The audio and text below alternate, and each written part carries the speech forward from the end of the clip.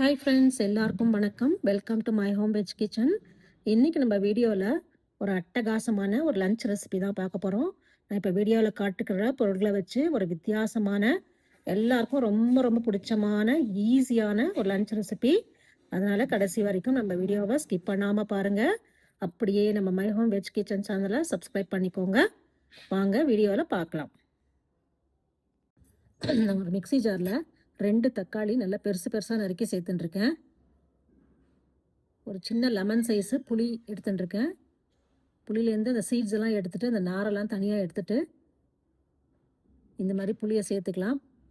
இந்த மாதிரி பிச்சு பிச்சு போட்டோன்னா நம்மளுக்கு அரைக்கிறதுக்கு ஈஸியாக இருக்கும்.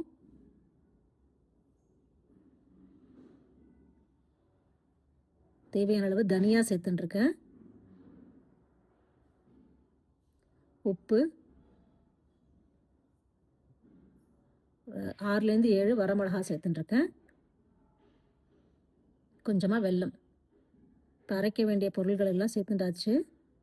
தேவையான அளவு தண்ணி விட்டு நல்லா ஸ்மூத் பேஸ்ட்டாக அரைச்சின்னு வந்துடலாம். இப்போ நான் வேறு ஒரு கடாய் வச்சுருக்கேன். கொஞ்சமாக நல்லெண்ணெய் சேர்த்துக்கிறேன். இந்த டிஷ்ஷு நல்லெண்ணெய் பண்ண தான் நல்லாயிருக்கும். எண்ணெய் நல்லா காஞ்சதுக்கப்புறம் கடுகு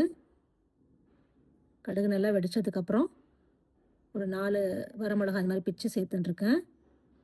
கருவேப்பிலை, வேர்க்கடலை,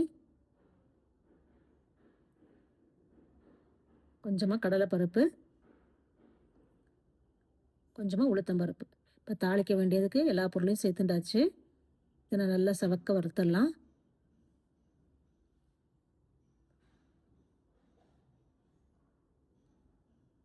பருப்பெல்லாம் நல்லா வறுத்தாச்சு. இப்போ நம்ம அரைச்சின்னு வந்தால் விழுத சேர்த்துக்கலாம். இப்போ இந்த எண்ணெய் இதில் நல்லா மிக்ஸ் பண்ணி விட்டுட்டு நம்ம மிக்ஸி ஜாரில் கொஞ்சமாக தண்ணி விட்டு அதையும் சேர்த்துக்கலாம். கெட்டியாக இருக்குது. இப்போ இதுக்கு தேவையான அளவு மஞ்சள் பொடி சேர்த்துக்கிறேன். கொஞ்சமாக பெருங்காய பொடி. மஞ்சள் பொடியெல்லாம் நல்லா மிக்ஸ் பண்ணிவிட்டு பெருங்காய பொடி சேர்த்துக்கிறேன் வாசனைக்கு.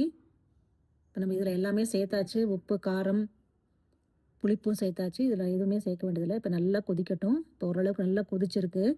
இந்த மாதிரி நல்லா திக்காகணும். இப்போ நல்லா எண்ணெயெல்லாம் பிரிஞ்சு வந்திருக்கு. இன்னும் கொஞ்ச நேரம் கொதிக்கட்டும். இப்போ நல்லா திக்காயிடுச்சு.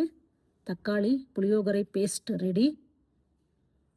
இப்போ நம்ம ஒரு டிஃபன் பாக்ஸில் எடுத்து வச்சுக்கிறேன். இது வந்து ஃப்ரிட்ஜில் வச்சு ஒரு 15 நாள் இதை நல்லா ஸ்டோர் பண்ணி வச்சுக்கலாம். நல்லாயிருக்கும், கெட்டு போகாது. இப்போ நான் அதே கடாயில் கொஞ்சமாக சாதம் சேர்த்துட்டுருக்கேன். நல்லெண்ணெய். இப்போ நம்ம எடுத்து வச்ச புளிக்காய்ச்சல் தொக்குலேருந்து கொஞ்சம் சேர்த்து நல்லா மிக்ஸ் பண்ணி விட்டுடலாம்.